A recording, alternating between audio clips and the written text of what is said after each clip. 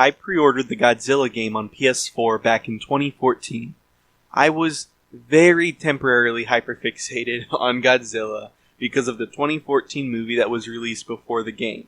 I think it was before the game. By the time the game had actually come out, that had worn off. On top of that, all 5 people who played that game said it sucked. So I went into GameStop and asked if I could cancel the pre-order and just get another game. I chose The Last of Us Remastered. And you know the rest. Everyone who's heard of the game knows the rest. I played it and it was great. It was amazing on every level. I'm not here to rehash what's been said about The Last of Us a million times before. Not necessarily. See, I never played the DLC Left Behind included with The Last of Us Remastered.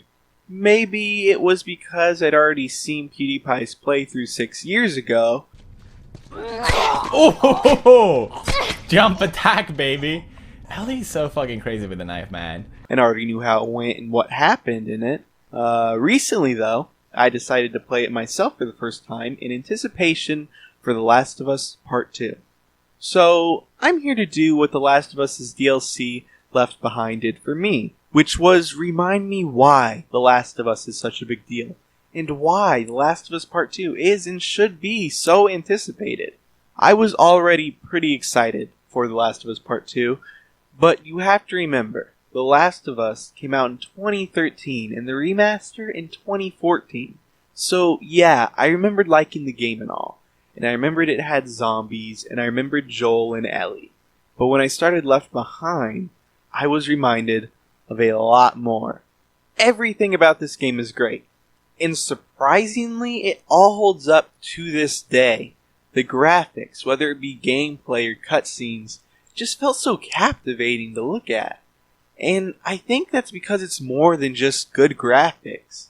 It's the setting, the atmosphere of this world, and the way it all looks, even feels cinematic. Left Behind was so much about story and characters, over a bunch of shootouts and zombies and whatnot. And when that stuff did appear, it was done so well and was so fun to play. The zombies were a real threat I felt afraid of, and fights against them as well as other humans had to be played tactfully, and it was so satisfying. There are just such good little details I forgot about too. Every time you open your inventory, Ellie opens her backpack. You have to tap on your controller every now and then so your flashlight doesn't die. And when you stab an enemy, it's so unlike other games. It just feels so brutal to the point where I would kinda cringe. Oh! And all of this is coming from just an hour, half-hour long playthrough of a DLC of The Last of Us. The Last of Us is so much more than just a zombie game. It's this incredibly acted, written, animated, scored, human story focusing on these fantastic characters. And even then, The Last of Us feels like so much more than just a game. It's, like I said before, cinematic. It's like a movie, but not at the expense of not being fun to play or not allowing you to play enough. So yeah, I thought I was excited for The Last of Us Part 2 before I played Left Behind. But then I realized all this stuff I'd forgotten, and to put it shortly, now I'm actually excited.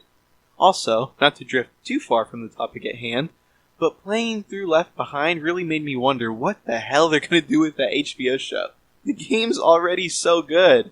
I can't imagine they'd focus on Ellie and Joel. I have to think they'll do something similar to Watchmen and just use that world with new characters. Also, creator of Chernobyl, as well as creative director for The Last of Us, and director of The Last of Us Part 2 are behind it, so I'm sure it'll be good. Hopefully. Now, since this game held up so well, I'm gonna go play the Nathan Drake collection for the first time.